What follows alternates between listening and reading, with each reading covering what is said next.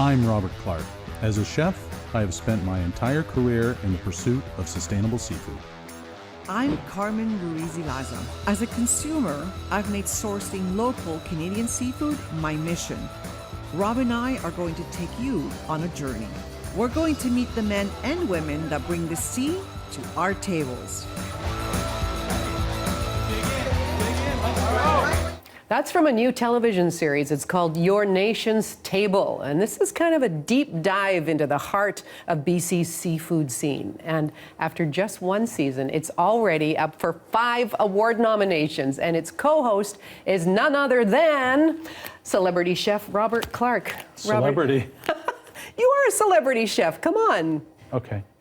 I get to say it. I get to say it as well. So this is so cool to see. This is your next great adventure. You've worked in some of the top kitchens, and you've owned your own restaurants, and now you're out on the seas. You're shooting television. How did all this come about? Well, I think for me, it's the natural evolution to the next step. At some point, you get too old to be working in kitchens all the time, and I've always been an advocate for sustainable seafood. And this is another, shall we say, platform or a potential platform to get the messaging out to Canadians, to the viewers, and connecting people to their food source, I think, is very important.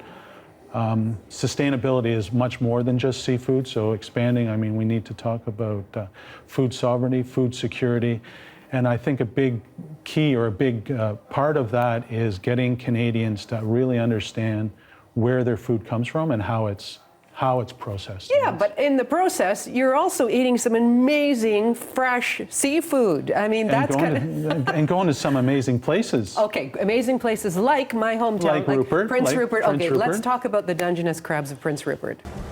Oh, that's a huge one. Yeah, nice big one. Oh my God! What? I just threw $112 off board. Magnificent. Yeah. Like, I mean, they're sweet, they're succulent. Dungeness crab is wonderful from anywhere up or down the coast, but I think maybe the stuff out of Rupert is my new favorite anyway. I'm with you. I'm with you. So what's that like then? You connect with some locals up there, you go out on a fishing trip, but for you and from the episodes that I've seen, it's really about keeping things simple. Well, I've always been simple. No, it's not. For me, I get wrapped up in I've always been connected to the fishermen and to the source, but it's seldom when, I've never had the opportunity to be on a gooey duck boat before. I mean, that was a revelation for me. I've never, like, it's just getting me, as a chef, I always wanted to get closer to the producer. And this is just another extension of that. Even though I'm not necessarily taking it back and serving it in the restaurant, I'm exposing it to my fellow Canadians. Well, and your love for what it is that you're catching and preparing is so obvious. And you're working alongside Carmen Ruiz-Ilaza. Yeah, well, she's doing all the heavy lifting. Okay. She's the professional. I'm kind of there along for the ride. Right. And enjoying it now. You are? Yeah, no, it's incredible. It's just, I mean, you go to a grocery store, nobody's smiling, everybody's just shopping, right? You go to a farmer's market, everybody's talking and smiling. Go down to a dog, like, it's even more magnified when you're actually with the producers. Like, it's just beautiful. Their stories, their life stories are phenomenal. There's so many different people from so many different walks of life that actually participate in producing our food.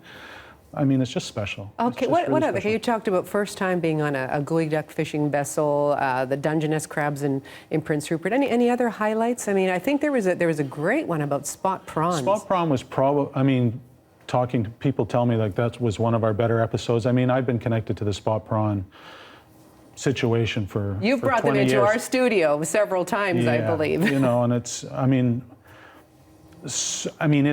I live and breathe it. So that one was probably the most natural one for me to do, and it was our inaugural one. And it was just natural, but it was easiest for me, so it was the least special of them all, because it was just old hat type stuff. So I wasn't getting wrapped up in the moment as much as I did with some of the other species that we got to work with. I mean, albacore, tuna, like all these things, they're just, we produce such good food here in British Columbia, and I just want everybody to be exposed to it and to be able to have an opportunity to appreciate it. Right. Well, you seem very much in your element. I mean, it's so beautifully shot. The segments aren't so long and plodding. They're sort of bringing out the best in what we've got here in BC as well. But how do you feel about getting this kind of attention right out of the starting gates? I mean, 5 award nominations for a Leo.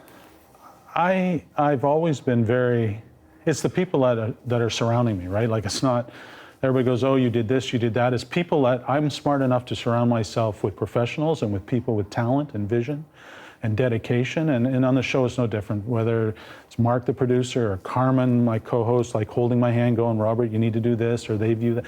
Like, it's amazing what these people do.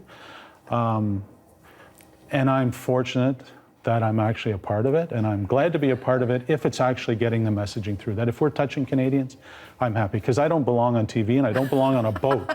I get seasick. I have no business on a boat whatsoever. But I'm there for the cause, for the bigger picture. Oh, well, we're lucky to have you for sure. Okay, where can people see some of these episodes? YouTube is where... YouTube. YouTube, okay. Yep, Joy TV.